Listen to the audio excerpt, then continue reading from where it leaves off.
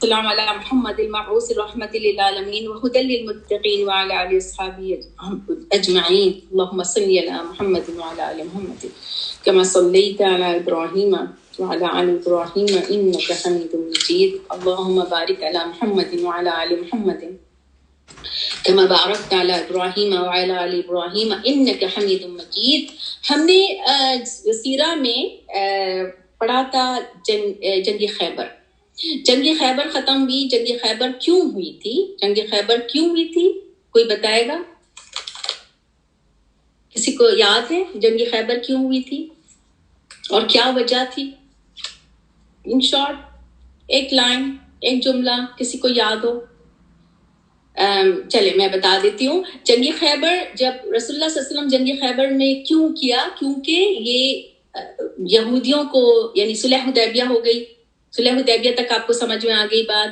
صلح حدیبیہ کیوں گئی؟ جب رسول اللہ صلی اللہ علیہ وسلم عمرہ کرنے کے لیے گئے تھے، ان کو عمرہ نہیں کرنے دیا گیا. پھر عثمان رضی اللہ تعالیٰ عنہ کا قصہ ہوا، بیت الرضوان ہوا.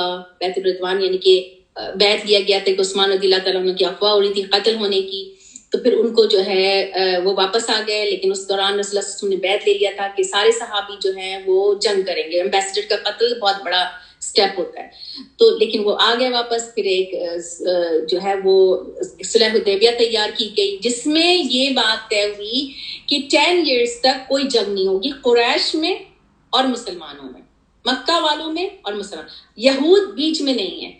تو اب ایک طرف تو رسول اللہ صلی اللہ علیہ وسلم نے، پھر ہم نے لاسٹ ٹائم پڑھا تھا کہ سارے خط لکھے، سارے طرف تبلیغ کا کام زور شور سے شروع کر دیا، اور ادھر ادھر لوگوں کو اسلام کا پیغام پہنچانے کے لیے جو نہیں مان رہے تھے ان کو جو ہے ان کے اوپر جنگ کر کے ان سے کیا گیا. تو اس طرح سے اسلام پھیلانا سارا مقصد تھا. لیکن اب کیا تھا کہ خیبر میں جا کے یہودی بس گئے تھے سارے، جن کو ایکسپیل کر دیا گیا تھا، تو یہ جا کے خیبر میں بسے ہوئے تھے. اب ان خیبر والوں کا بار بار یہ پتا تھا کہ یہ قریش میں جا کے ملیں گے اور یہ پھر حرکتیں کچھ کریں گے، تو اب ان کی طرف مارچ کر کے جانا.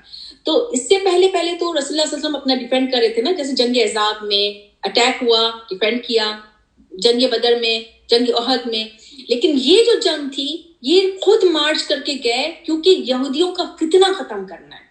مین مقصد کیوں تھا جنگ خیبر کا؟ یہودیوں کا فتنہ ختم کرنا ہے، کہ یہ دوبارہ سر اٹھا کے جا کے قریش سے ملنا جائے اور ان کے تبلیغ کے کام میں کوئی رکاوٹ آ جائے. اب امن اور پیس کے ساتھ تبلیغ کا کام کر رہے ہیں. غزوہ خیبر جو ہے بہت ہی امپورٹنٹ جنگ تھی. اس میں جو نا بہت کچھ سیکھنے کو بھی ملا، بہت کچھ مال غنیمت ملے. یہاں پر جو ہے خالد بن ولید اس کے بعد مسلمان ہوئے، جو کہ تلوار بنے، سیف اللہ بنے، اللہ کی تلوار بنے.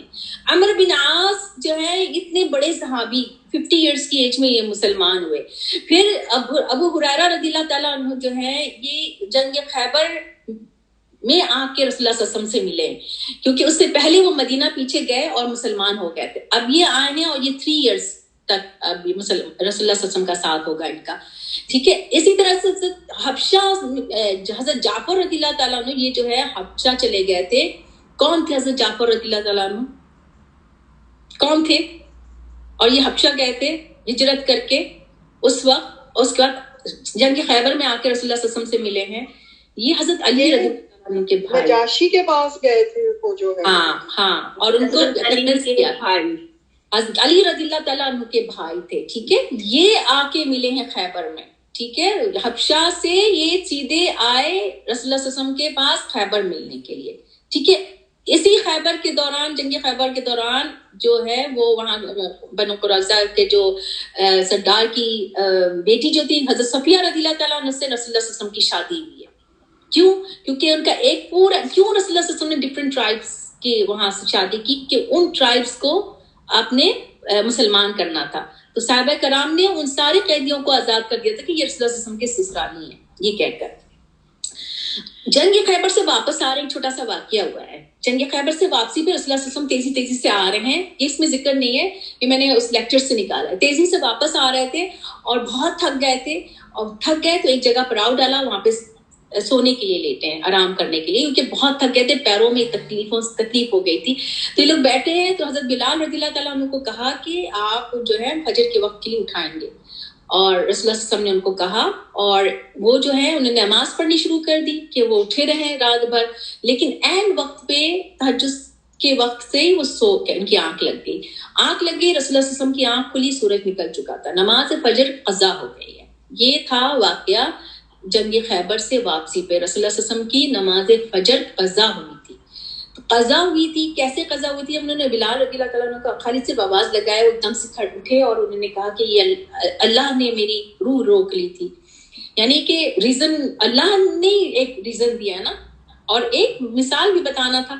تو ان لوگوں نے رسول اللہ صلی اللہ علیہ وسلم یعنی قضا ہو گئی نماز, پھر وہ وہاں سے کہا کہ رسول اللہ صلی اللہ علیہ وسلم نے کہا کہ اس جگہ سے ہٹو, یہاں شیطان ہے, یعنی کہ یہاں شیطان حاوی ہے, اس جگہ سے ہٹو. پھر وہ لوگ دوسری جگہ گئے, سورج نکل چکا تھا, پھر اذان نہیں دی, اقامت کی صرف, اور قضا نماز پڑھی.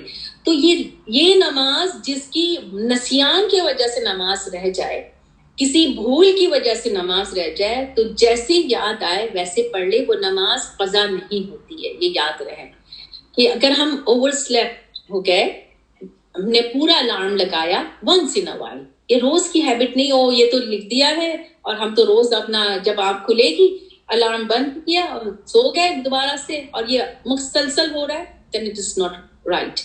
once in a while ایسا ہو گیا. once in a while جیسے جب دن چینج ہو جاتا ہے, آورز چینج ہوتے ہیں, اب دن شارٹ ہو جاتا ہے. کبھی ایسا ہوتا ہے کہ ظہر کی نماز آپ کہتے ہیں ابھی پڑھیں گے, اور اچانک سے آپ کو لگتا ہے کہ نماز تو چلی گئی.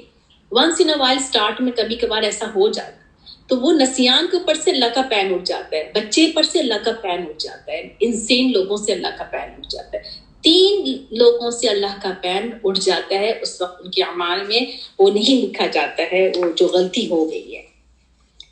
ٹھیک ہے, اب عمرہ قضا کے لیے روانہ ہو رہے ہیں ہم. ٹھیک ہے, رسول اللہ صلی اللہ علیہ وسلم روانہ ہو رہے ہیں عمرہ قضا. قضا کیا ہے؟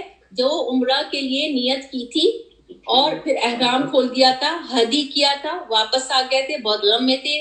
کیوں؟ کیونکہ ان لوگوں نے کرنے نہیں دیا. تو انہوں نے کہا تھا 1 سال کے بعد اگلے سال آئیں گے اور آپ عمرہ کریں گے, 3 days کا اسٹے ہوگا, اور اس کے بعد کنڈیشن کیا تھی کہ تلواریں ایک ایک ہوں گی, کوئی ہتھیار لے کر نہیں آئیں گے. 1 سال پورا گزر گیا صلح حدیبیہ کے بعد. اب ذی القعدہ 7 ہجری آ گیا ہے. صلح حدیبیہ 6 ہجری میں ہوا تھا. ٹھیک ہے, ذی القعدہ 6 ہجری میں, اب 7 ہجری آ گئی ہے. 7 ہجری میں اب رسول اللہ صلی اللہ علیہ وسلم تیار ہیں, عمرہ کے لیے روانہ ہو رہے ہیں. حدیبیہ کے یعنی کہ اس کے بعد مدینہ کا جو انتظام ہے ابو درہم غفاری کو سونپا. قربانی کے 60 اونٹ لیے. قربانی کیوں لے کے جا رہے ہیں عمرہ کے لیے؟ یہ کسی کو کوئی اندازہ ہے کہ حج میں آپ قربانی ہوتی ہے, ہم عمرہ میں تو نہیں کرتے ہیں قربانی کچھ بھی. یہاں پر ایک چیز آ رہی ہے کہ قربانی کے جانور لے کے جا رہے ہیں. یہ بتانے کے لیے کہ یہ امن کے لیے آ رہے ہیں, مطلب جنگ کے لیے نہیں آ رہے. ہاں, یہ ہم نے پہلے والے میں پڑھا تھا نا, بہت اچھی بات بتائیے. جو پہلے والے میں جانور لے کے جا رہے تھے تو یہ شو کرنے کے لیے کہ وہ امن کے لیے آ رہے. اب تو یہاں پر الاؤڈ ہیں, اب تو وہ دے نو کہ آپ آ رہے ہیں عمرہ کرنے کے لیے آ رہے ہیں, لیکن آپ اپنی قربانی کے اونٹ لے کے جا رہے ہیں. یہاں پر بتایا یہ جا رہا ہے کہ یہ شکرانے کے طور پہ لے کے جا رہے تھے. یعنی جیسے نا فصلی لربک وانحر, تو نماز پڑھو اور قربانی دو اپنی رب. انا اعطیناک الکوثر, تمہیں کوئی نعمت دی جا رہی ہے, تمہیں تو کوثر کی نعمت دی گئی ہے, تو یہ کرو.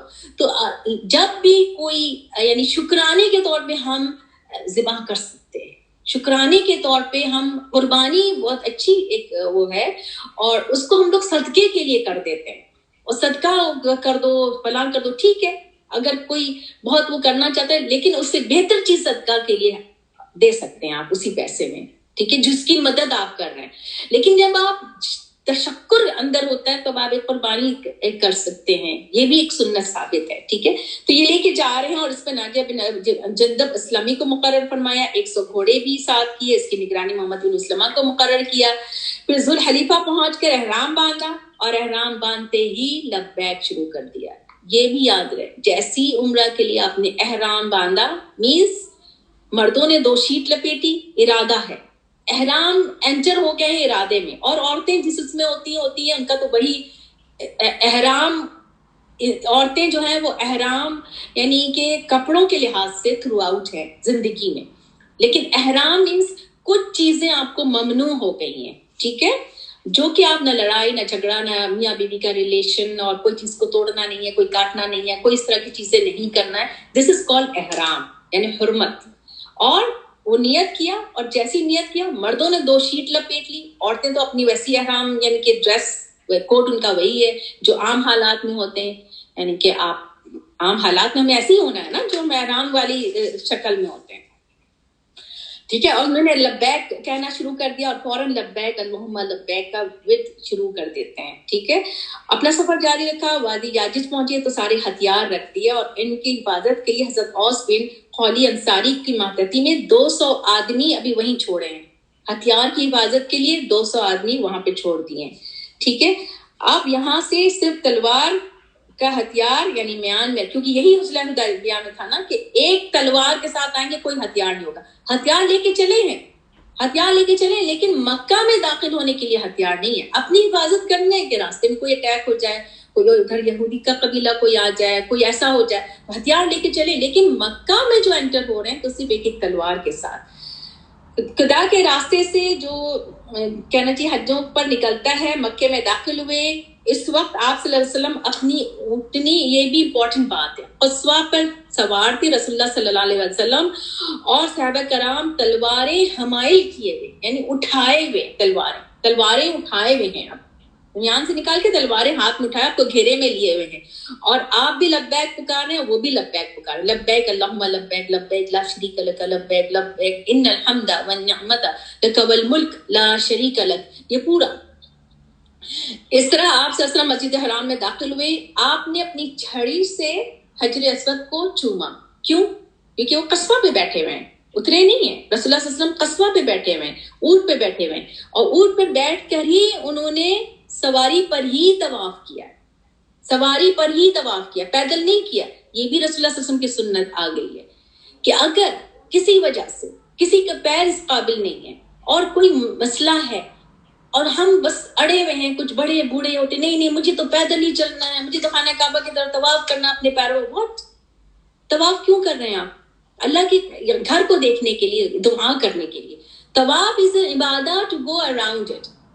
اگر آپ, لیکن آپ بہت استراحت والی نہیں, چلو ایک وہ جو کی والی جو گاڑی آگی چلو اس پہ طواف کر رہے ہیں مزے سے, وہ نہیں کہ اپنی یعنی لگژری نہیں کرنا ہے, اپنی نیسیسٹی میں آپ کر سکتے ہیں. نیسیسٹی میں ڈونٹ فیل بیڈ, تو میرا تو پیر ہی نہیں اس قابل ہے, میں تو کھڑے چل کے بھی نہیں کر سک رہی ہوں, مجھے تو کمپلین نہیں ہونا چاہیے. جو چیز آپ کے پاس اللہ تعالیٰ نے دی ہے اس پہ الحمدللہ کہنا چاہیے اور طواف کرے آدمی, ٹھیک ہے. تو طواف, یہ رسول اللہ صلی اللہ علیہ وسلم نے قصوہ پہ طواف کیا, تو یہ بھی ایک سنت ہے کہ آپ, اور لیٹر آن ہو سکتا ہے کوئی ایکسکلیٹر آپ کا لگ جائے, کوئی اس طرح کی چیز ہو جائے, ریوالونگ کوئی, آپ وہاں پر جا کر نا اسی پہ طواف کر رہے ہو, کیونکہ اتنے لوگ کر رہے ہوں گے تو ایک جائے گا دوسرا کرے گا, سب کو موقع دینا ہے. تو اس طرح سے کچھ اور بھی ایسا ہو سکتا ہے, تو اس میں یہ نہیں سوچنا چاہیے کہ یہ کیوں ہو رہا ہے, ہمیں تو اس طرح سے کرنا ہے, ہمیں تو پہلے والے دور کا کرنا ہے. ہر دور کی اپنی ضرورت ہوتی ہے. اس کے بعد رسول اللہ صلی اللہ علیہ وسلم نے, مسلمانوں نے طواف کیا تو وہ قوت جوامردی کی شان کے مطابق سیدھے ہاتھ کو ایسے کھول کے کرتے ہیں نا, خانہ کعبہ کے گرد دوڑ رہے تھے, اور عبداللہ بن رواحہ جو ہیں وہ شعر پڑھ رہے تھے. عبداللہ بن رواحہ جو ہے ابھی جو شعر پڑھ رہے ہیں, ان کا رول آپ دیکھیں گے جنگ موتا میں. یہ شعر کیا پڑھ رہے ہیں کہ خلو بنی کفار عن سبیلہ, کفار کے پوتو اس کا راستہ چھوڑ دو, ان کا راستہ چھوڑ دو, یعنی رسول اللہ صلی اللہ علیہ وسلم ہمارا راستہ چھوڑ دو, راستہ چھوڑ دو, ساری بھلائی اللہ کے پیغمبر میں ہے. آج ہم اس کی تعویل میں تمہیں ماریں گے جیسا کہ اس کی تنزیل پر تمہیں مار چکے ہیں, اور مار بھی ایسی ماریں گے کہ کھوپڑی اپنی جگہ سے چھٹی نہیں. کہ یہ اشعار ہوتے تھے ایک پروموٹ کرنے کے لیے, ایک جوش ولولہ لانے کے لیے, اور رسول اللہ صلی اللہ علیہ وسلم کی شان میں, یہ نہیں کہ اپنی شان اور سب شان دکھانے کے لیے, اور دوست کو دوست سے بے خبر کر دے گی. یہاں پر مشرکین کعبہ جو ہے وہ کئی قیان جو ایک پہاڑ پر بیٹھے ہوئے تھے, انہوں نے آپس میں باتیں کری. اب مشرکین اوپر سے دیکھ رہے ہیں, یہ مسلمانوں کو دیکھ رہے ہیں. پہلے مسلمانوں کو جب یہ جا رہے تھے, ابھی انہوں نے شولڈر نہیں کھولا, ابھی وہ طواف نہیں شروع کیا, تو وہ کہہ رہے ہیں تمہارے پاس تو ایسی جماعت آ رہی ہے جو یثرب کے بخار نے ان کو توڑ ڈالا. یعنی کہ مدینہ میں آب و ہوا بہت ویسی نہیں تھی نا کہ بیمار ہونے لگ جاتے تھے. گئے تھے ہم لوگوں نے شروع میں پڑھا تھا نا کہ مدینہ میں سب پہنچے تھے تو بیماری اتنی پھیلی تھی. مکے کی آب و ہوا بہت زبردست تھی, کھلی جگہ تھی, اور مدینہ میں کنجسٹڈ تھا, اور تجارت اور ساری چیزیں ہوتی تھی, تو وہاں پہ بیماریاں بھی بہت پھیلتی تھی. طرح طرح کے لوگ آتے تھے مدینہ میں, جگہ جگہ سے لوگ آتے تھے, تو اس لیے بیماریاں. کیا ہوتا ہے جہاں بہت زیادہ لوگوں کا آنا جانا ہوتا ہے وہاں بیماریاں زیادہ ہوتی ہیں نا. تو انہوں نے ایک طرح سے مذاق اڑانے کے لیے کہا کہ دیکھو تمہارے لوگ اس طرح سے آ رہے ہیں, لیکن جب مسلمانوں کو دیکھا کہ وہ تو دوڑ رہے ہیں, کہنے لگی یہ تو بڑے طاقتور لوگ ہیں اور بڑے تگڑے ہیں. اصل میں رسول اللہ صلی اللہ علیہ وسلم نے انہیں حکم دیا تھا صحابہ کرام کو کہ 3 چکروں میں دوڑ لگائیں تاکہ مشرکین کو اپنی قوت دکھائیں. البتہ رکن یمنی اور حجر اسود کے درمیان نہیں دوڑنا ہے. آپ کو اگر آپ گمراہ کے لیے گئے ہوں گے تو رکن یمنی بھی یاد ہے اور حجر اسود بھی یاد ہے. حجر اسود پہ جب آپ جاتے ہیں, وہاں سے جب شروع کرتے ہیں اور اینڈ کرتے ہیں رکن یمنی پر, تو جب حجر اسود سے شروع کرتے ہیں اور رکن یمنی تک آتے ہیں تو ویسے ہی ایک ٹیم نکل رہی ہوتی ہے, ایک ٹیم جا رہی ہوتی ہے اندر. حجر اسود سے وہاں انٹر ہو رہے ہوتے ہیں, رکن یمنی سے نکل رہے ہوتے ہیں, تو ویسے ہی آپ دیکھیں گے کہ بہت سلو ہو جاتی ہے وہاں پر. تو لیکن وجہ کیا تھی کہ وہ یہ حصہ جو تھا جنوب میں تھا, تو مشرکین نہیں دے رہے تھے, یعنی کہ ان کو ریلیکس کرنے کے لیے کہ صحابہ کرام پورے وقت دوڑتے رہیں گے تھک جائیں گے نا, تو ایک پارٹ پہ کہا کہ تم لوگ آرام سے جانا, کہ وہ لوگ دیکھ نہیں رہے ہیں. ان کو دکھانا ہے کہ تم کتنے طاقتور ہو, تم سے وہ لوگ ڈر جائیں, دہشت رہے ان کی. طواف سے فارغ ہو کے آپ صلی اللہ علیہ وسلم نے صفا مروہ کے سعی کی اور ان کے ساتھ پھیرے کیے اور مروہ کے پاس آ کے قربانی کے جانور ذبح کیے, وہیں سر منڈوایا. مسلمانوں نے بھی یہی کیا. اس کے بعد کچھ لوگوں نے جاجز بھیج دیا گیا, کچھ لوگوں کو بھیج دیا گیا وہ ہتھیاروں کی حفاظت کریں, اور جو لوگ وہاں پر ہتھیاروں کی مقرر کی گئی تھی حفاظت کے لیے, اب وہ آ کر واپس آ کے وہ ان سے ملے اور طواف کریں. مکے میں رسول اللہ صلی اللہ علیہ وسلم نے صرف 3 دن قیام کیا. اس دوران حضرت میمونہ بنت الحارث لالیہ سے ان کی شادی رضی اللہ تعالیٰ عنہ سے شادی کی.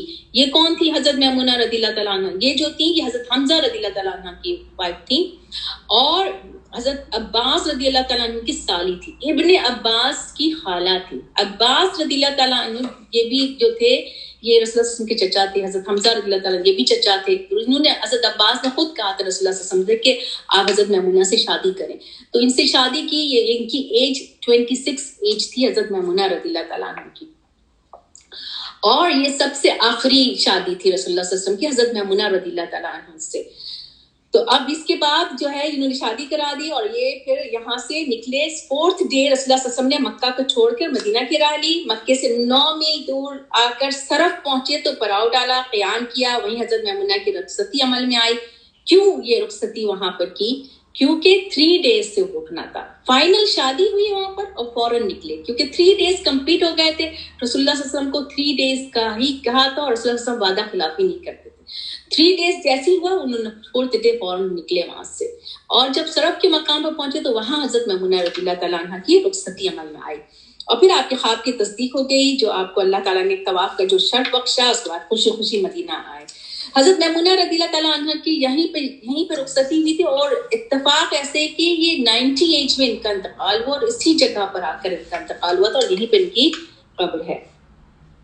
اب یہ جو پورا ہو گیا, یہ واپس آ گئے. اب رسول اللہ صلی اللہ علیہ وسلم نے مختلف ٹروپس بنائے اور سیریا کے لیے یعنی کہ گشت کے لیے بھیج رہے ہیں, اور ایک جگہ مختلف جگہوں پہ بھیج رہے تھے, لیکن ایک جگہ جو ہے وہ یعنی اچھا خاصا لشکر تیار کیا. وہ کون سی جگہ تھی؟ وہ جگہ تھی جہاں پر رسول اللہ صلی اللہ علیہ وسلم نے خط بھیجا تھا ان کو. حضرت حارث بن عمیر رضی اللہ تعالیٰ عنہ کو لے کے بھیجا تھا, اور شرجیل بن عمرو الغسانی نے ان کو قتل کر دیا گیا تھا. اور یہ کس کی طرف خط لے کے گئے تھے؟ امیر بصرہ کی طرف لے کے گئے تھے, لیکن ان کو قتل کر دیا گیا تھا. یہ لوگ یہودی تھے, اور ایمبیسڈر کا قتل ایک جنگ کا اعلان ہوتا ہے. رسول اللہ صلی اللہ علیہ وسلم نے اس وقت ہم نے پڑھا تھا نا کہ جب ہم نے پڑھا تھا کہ ان کو قتل کر دیا گیا تو رسول اللہ صلی اللہ علیہ وسلم غمگین ہوئے تھے اور کہا تھا کہ اس کا اسٹیپ لینا ہے. تو انہوں نے جنگ کی تیاری کی کیونکہ انہوں نے ایک ایمبیسڈر کا قتل کیا. اب رسول اللہ صلی اللہ علیہ وسلم نے جو ہے وہ اس پر جو ہے 3000 کا لشکر تیار کیا اور زید بن حارث کو سپہ سالار مقرر کیا. زید بن حارث کون ہے؟ زید بن حارث کون ہے؟ ان کے منہ بولے بیٹے. جی بولے بیٹے. ہاں رسول اللہ صلی اللہ علیہ وسلم کے منہ بولے بیٹے. ٹھیک ہے, ان کو سپہ سالار مقرر کیا اور ان سے کیا کہا؟ ان قتل زید فجعفر وان قتل جعفر فعبداللہ بن رواحہ. ٹھیک ہے, کہ اگر زید بن حارث قتل ہو جائے تو جعفر رضی اللہ تعالیٰ عنہ کو بھی ایک مہم پہ بھیج رہے ہیں. اس مہم پہ ابھی وہ آئے ہیں, 1 سال بھی نہیں رسول اللہ صلی اللہ علیہ وسلم کے ساتھ رہے ہیں, اور رسول اللہ صلی اللہ علیہ وسلم کے یعنی اس مہم پہ بھیج رہے ہیں. اور عبداللہ بن رواحہ رضی اللہ تعالیٰ عنہ یہ وہ ہے جو شعر پڑھ رہے تھے. اب ان تینوں کی شہادت دیکھے گا کیسے ہوتی ہے. یہ لوگ اپنا فلیگ لے کے آگے بڑھے اور رسول اللہ صلی اللہ علیہ وسلم جو ہے ان کو زید بن حارث کے حوالے کیا اور وصیت فرمائی. اور کیا وصیت فرمائی؟ اب یہ وصیت سنیے کہ وصیت کیا ہے کہ اللہ کے نام سے رسول اللہ صلی اللہ علیہ وسلم کی وصیت ہے کہ اللہ کی راہ میں اللہ کے ساتھ کفر کرنے والوں سے غزوہ کرو یعنی جنگ کرو, اور دیکھو بد عہدی نہیں کرنا, خیانت نہیں کرنا, کسی بچے عورت اور قریب المر بڈھے کو مارنا نہیں, گرجے میں رہنے والے تارک دنیا کو قتل نہیں کرنا ہے, کھجور اور کوئی درخت کو کاٹنا نہیں ہے. ٹھیک ہے, ہم نے پڑھا تھا نا سورہ میں کہ وہ کھجور کے درخت کاٹ دیے گئے تھے, اس کی اللہ کا حکم آیا تھا وہاں پر کھجور, ورنہ تو کھجور کا درخت کاٹنا منع ہے یعنی اس طرح کے جو درخت فائدہ دینے والے. ٹھیک ہے, کسی عمارت کو توڑنا نہیں, منتہم نہیں کرنا ہے. ٹھیک ہے, اب آپ ثنیہ الوداع تک لشکر کے ساتھ تشریف لے کے, یہ وہی جو چھوٹی چھوٹی پہاڑیاں ہیں مکہ کے انٹر ہوتے ہی وہاں تک آپ گئے. رسول اللہ صلی اللہ علیہ وسلم کیوں گئے الوداع کہنے کے لیے؟ ان کا حوصلہ افزائی کے لیے سی آف کرنے گئے, اس لشکر کو وصیت کرتے ہوئے اور سی آف کرنے کے لیے گئے وہاں. اب یہ لوگ گئے, یہ لوگ نکلے وہاں سے تو اردن پہنچ کر ان کے مقام پر پڑاؤ ڈالا. وہاں نے معلوم ہوا کہ ہرقل جو ہے وہ 1,00,000 کا لشکر لے کر آ رہا ہے, اور پھر جو ہے مزید 1,00,000 نصرانی بھی نصرانی عرب بھی اس میں شامل ہو گئے. یعنی کتنے بڑا لشکر ہو چکا ہے؟ 2 لاکھ کا لشکر ہو چکا ہے. ٹھیک ہے, اب اس کا جب لوگوں کو اطلاع ملی تو اب یہ لوگوں کو تو تھوڑی گھبراہٹ تو ہوئی. ان کا رسول اللہ صلی اللہ علیہ وسلم کو کرتے ہیں کچھ کمک طلب کرتے ہیں, یعنی کہ ہیلپ کے لیے ہم ان کو کہتے ہیں کہ کچھ ہمیں اور لشکر بھیجیں یا پھر ہم جنگ میں کود پڑے. لیکن اب ابن رواحہ رضی اللہ تعالیٰ نے کہا, ان کو جوش دلایا اور کہا کہ تم لوگ کیوں جنگ سے کترا رہے ہو؟ تم کو یہ تو وہی شہادت ہے نا جو ہم جس کی طلب کے لیے نکلے ہیں, ہم شہادت کے طلب کے لیے نکلے ہیں نا. ہم تعداد اور اس کثرت سے نہیں ہوتے ہماری لڑائی دین کے لیے ہے, اور یا تو ہم غازی بنیں گے, غلبہ پائیں گے, قاضی بنیں گے, یا ہم شہادت لیں گے. تو ان لوگوں نے کہا واللہ رواحہ سچ کہتے ہیں. پھر انہوں نے وہیں پہ موتا جنگ موتا, تو وہ موتا پلیس ہے, وہاں پر انہوں نے پڑاؤ ڈالا. اب کیا تھا کہ خوفناک سنگین معرکہ شروع ہو گیا, جو تاریخ انسانی کا عجیب ترین معرکہ کیوں تھا؟ اس لیے تھا کہ وہ 3,000 کے یہ لشکر ہے, ادھر 2 لاکھ. ٹھیک ہے, اور بہت بھاری بھرکم ہتھیاروں کے ساتھ وہ لوگ آئے ہیں, اور یہ لوگ 3,000 ہے, اور ان کے پاس یعنی مخصوص جو بھی چیزیں تھیں تھوڑی وہ جو تھی وہی تھی, لیکن وہ دن بھر نکلتے رہتے تھے. ان کے بہادر مر بھی رہے, لیکن وہ کسی طرح سے ان کو بھگانے پر جو ہے نا کامیاب نہیں ہو سکے. کس کو؟ مسلمانوں کے 3,000 کے لشکر کو. مسلمانوں کا علم جو جھنڈا تھا حضرت زید بن حارث اٹھائے ہوئے تھے, وہ لڑتے رہے یہاں تک کہ دشمنوں کے نیزے میں گد گئے, اور خلعت شہادت یعنی شہادت ہو گئی ان کی, اور وہ زمین پہ آ رہے. پھر جیسی زمین پہ گرتے انہوں نے حضرت جعفر کو دے دیا. حضرت جعفر نے اس کا علم کو پکڑ لیا اور خوب ڈٹ کر جنگ کی. اور جب لڑائی حضرت جعفر رضی اللہ تعالیٰ عنہ کی دیکھیے کہ یہ آئے ہیں, اور یہ ان کا کردار بہترین, یعنی 1 سال کے, اور یہ جو شہادت کا جو پورا درجہ ملا, کہتے ہیں کہ رسول اللہ صلی اللہ علیہ وسلم نے کہا کہ ان کو ونگس مل گئے, اور یہ پوری جنت میں ان پروں کے ساتھ پھر رہے. اتنی بڑی ان کو شہادت ملی تھی. تو یہ جو ہے انہوں نے ڈٹ کے مقابلہ کیا, اور شدت شباب کو پہنچی تو سرخ و سیاہ گھوڑے کی پچھ سے اترے, گھوڑا کے کونچے بھی کاٹ دی گئی. اب ان کا ایک ہاتھ کاٹ دیا گیا. پھر انہوں نے دوسرے بائیں ہاتھ میں جھنڈا پکڑا, اس کو بھی کاٹ دیا گیا. انہوں نے اپنے آغوش سے پکڑا اور ان کو جو ہے نا مارتے رہے وہ لوگ, یہاں تک کہ 90 ان کے زخم آئے, اور آخر کار جو ہے وہ شہادت ان کو ہو گئی. یہ سارے زخم ان کے فرنٹ حصے پہ آئے.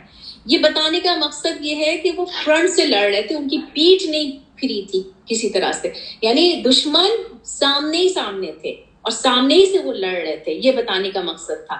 اس کے بعد وہ گرتے عبداللہ بن رواحہ نے وہ جھنڈے کو پکڑا, ان کی باری تھی, آگے بڑھے, انہوں نے پکڑ لیا, اور وہ بھی اپنے گھوڑے سے اترے, اور اترتے لڑتے وہ بھی شہید ہو گئے.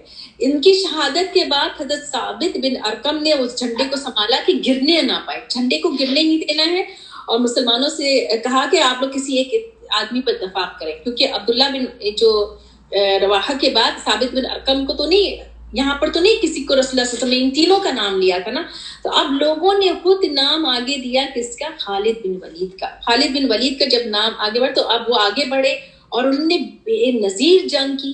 کتنی 9 تلواریں ٹوٹی ہیں ان کے ہاتھ سے, اور رسول اللہ صلی اللہ علیہ وسلم کو اس دوران مدینے میں ان تینوں کی شہادت کی خبر پہنچ گئی اور صلی اللہ علیہ وسلم کو بے تحاشا غم ہوا کہ وہ زمین پہ بیٹھ گئے تھے اس غم سے کہ یہ زید بن حارث کی شہادت کی اور فرشتوں کے ذریعے اللہ نے خبر پہنچائی ان کو اور صحابہ کرام کو رسول اللہ صلی اللہ علیہ وسلم نے خبر دی اور یہ بھی بتایا کہ خالد بن ولید کے ہاتھ یہ لیڈرشپ جو ہے یہ سپہ سالاری ان کے ہاتھ آ گئی ہے اور ان کو اللہ تعالیٰ نے سیف اللہ کہا ہے. دن ختم ہوا یہ دن ختم ہوا اب دوسرے دن میں لوگ کیمپوں میں چلے گئے صبح ہوئی. اب خالد بن ولید کا رول دیکھیں یہ ابھی انٹر ہوئے ہیں اسلام میں اور پورے وقت اسلام دشمن تھے اور بے تحاشا جنگجو اور ساتھ میں اللہ تعالیٰ نے ان کو حکمت دی ہوئی تھی. تو طاقت اور حکمت دو چیز ہوتی ہے جو انسان کی کامیابی جنگ میں کامیاب آتی ہے. تو خالد بن ولید نے لشکر کی ترتیب بدل دی پیچھے کو آگے آگے کو پیچھے دائیں کو بائیں بائیں کو دائیں کر دیا. دشمن سمجھا کہ اس کی کسی کی مدد ہے. یہ دیکھیے کہ سیکوینس بدلنے سے لوگ بدلنے سے ان کو سمجھ میں یہ آیا کہ ایک لیٹ جا رہی ہے ایک لائن جا رہی دوسری لائن آ رہی ہے اور سیٹنگ چینج ہو رہی ہے ایسا لگ رہا ہے کہ پیچھے سے مدد آ رہی ہے. ان کو لگا کہ یہ تو کوئی ہیلپ آتی ہے ان کے اوپر اور ان کو بھی ڈروپ چھا گیا ان کا مسلمانوں کا. حضرت خالد بن ولید نے ہلکی سی جھڑپ کے بعد لشکر کو پیچھے ہٹانا شروع کیا لیکن دشمن آگے بڑھنے کی جرت نہیں ہوئی. انہیں خطرہ تھا کہ یہ کوئی چال نہیں ہو. یہ دیکھیے حکمت دیکھیے کہ کوئی چال نہ ہو اس طرح مسلمانوں کو موتا کی طرف سمٹ آئے اور 7 دن تک مسلمانوں سے جھڑپ کرتے رہے یعنی کہ تیر مارتے رہے کسی نہ کسی سے مبارزہ ہوتا رہا اس طرح کی چیز ہوتی رہی اور جھڑپ کرتے رہے. پھر دونوں فریق رک گئے اور لڑائی ختم ہو گئی. یعنی کہ جب پیچھے ہوتے آستے آستے تو ادھر سے کچھ نہیں اٹیک ہوا ادھر سے کچھ نہیں رہی لیکن ایک طرح سے مسلمانوں کا پلڑا بھاری ہو گیا. رومیوں نے سمجھا کہ مسلمانوں کی کمک پہنچ رہی ہے ہیلپ پہنچ رہی ہے مستقل لشکر پہنچ رہے ہیں کیونکہ وہ بار بار چینج کر رہے تھے. اس چینجنگ کو وہ سمجھ رہے تھے کہ موومنٹ جو ہو رہی ہے وہ سمجھ رہے تھے کہ کچھ آ رہا ہے ایڈ ہو رہا ہے اور جبکہ تھا کیا کہ وہ صرف سیٹنگ چینج کر رہے تھے. اور اس کے بعد ان کو یہ تھا کہ یہ لوگ چال چل کے رومیوں کو صحرا میں گھسیٹ کے لے جانا چاہتے ہیں جہاں سے بچ نکلنا آسان نہیں ہے. اس طرح سے جنگ میں مسلمان کا پلڑا بھاری رہا. پہلی دفعہ یہ رومیوں سے مقابلہ تھا. یہ مسلمانوں کا اب تک کس سے مقابلہ کرتے رہے یہودیوں سے اب تک قریشیوں سے مقابلہ کر رہی تھی. فرسٹ ٹائم رومیوں سے مقابلہ تھا. اس غزوے میں صرف 12 مسلمان شہید ہوئے اور ان کے بے تحاشا شہید ہوئے. یہ تھی جنگ موتا اور جو کہ ویری امپورٹنٹ تھی جو کہ ان کو یعنی کہ مسلمانوں کی طاقت کا اندازہ ہوا اور ایک طرح سے رسول اللہ صلی اللہ علیہ وسلم کی حکمت کہ ان کو بھی خاموش کرا کہ اب جو ہے وہ تبلیغ کا کام جو ہے نا آسان کرنا. ایک اور جگہ ہوا ہے یہ ذات سلاسل یہ بھی جو ہے معرکہ موتا میں شامی عربوں کا جو موقف تھا کہ ان کی پیش نظر وسلم نے ایک اور حکیمانہ قدم اٹھایا اور رومیوں کو یہودی اور قریش کے مدد سے باز رکھنے کے لیے انہوں نے ایک اور لشکر تیار کیا کہ ان کو جا کر اس کو پسپا کریں اس کو بھگائیں. تو وہ حضرت عمر بن عاص ان کا رول دیکھیں آپ. یہ بتانے کا مقصد یہ کہ ابھی یہ مسلمان ہوئے. عمر بن عاص جو ہے یہ ابھی جنگ خیبر میں مسلمان ہوئے. حضرت خالد بن ولید کا مسلمان جنگ خیبر کے بعد مسلمان ہوئے. ٹھیک ہے تو یہ عمر بن عاص 50 ایئرس کے ہیں ابھی. ٹھیک ہے اور ان کے اندر وہ جوش ولولہ ایبلٹی اس بنیاد پر ان کو لشکر اور اس لشکر کے اندر حضرت ابو بکر صدیق حضرت عمر رضی اللہ تعالیٰ عنہ یہ دونوں ہیں. ان کے اندر کس کے حضرت عمر بن عاص کون ہے یہ ابھی 1 سال پہلے مسلمان ہوئے.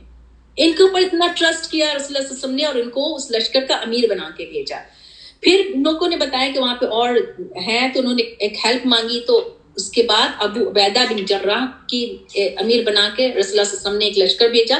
لیکن امام عمر بن عاص تھے ان کو بھیجا لشکر ایڈ اپ ہوئے اور یہ ابو عبیدہ کون ہے سابقون الاولون میں سے یعنی کم مسلمان ہوئے ہیں وہ لیکن یہ بھی ان کے انڈر میں ہے. عمر بن عاص یہ امامت کر رہے ہیں اور وہاں پھر ہیلپ آنے کے بعد انہوں نے پھر جو ہے قصاع کے علاقوں کو دور تک رون ڈالا. ایک لشکر سے سامنا ہوا لیکن جب مسلمانوں نے حملہ کیا تو وہ ادھر ادھر بکھر گیا.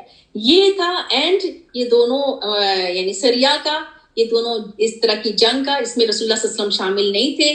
انہوں نے امیر بنا کے بھیجا تھا اور جنگ موتا میں 3 جلیل القدر صحابی حضرت زید بن حارث شہید ہوئے جنگ موتا میں. یاد رہے حضرت زید بن حارث حضرت جو ہے ابو جعفر، حضرت جعفر رضی اللہ تعالیٰ عنہ جو کہ رسول اللہ صلی اللہ علیہ وسلم کے چچزاد بھائی، حضرت علی کے بھائی رضی اللہ تعالیٰ عنہم ان کے بھائی تھے، اور جو ابو رواحہ رضی اللہ تعالیٰ عنہ جو رسول اللہ صلی اللہ علیہ وسلم کے ساتھ ساتھ ہوتے تھے، جو شعر پڑھ رہے تھے عمرہ کے دوران. یہ 3 جلیل القدر صحابی اس میں شہید ہوئے. اور یہاں پر جو ہے ہم یہاں پہ اینڈ کرتے ہیں. اور اب جو ہم پڑھیں گے غزوہ جو ہے وہ فتح مکہ پڑھیں گے. اس کی کافی ڈیٹیل ہے انشاءاللہ تعالی. اس میں کس طرح سے کیا کیا ہوا یہ ہم آگے پڑھیں گے انشاءاللہ تعالی نیکسٹ ویک. سبحانک اللہم و بحمدک نشہد ان لا الہ الا انت نستغفرک ونتوب الیک. ربنا تقبل منا انك انت السميع العليم وتب علينا انك انت التواب الرحيم. ربنا اغفر لي ولوالدي وللمؤمنين يوم يقوم الحساب. رب ارحمهما كما ربياني صغيرا. اللهم اني اسالك الهدى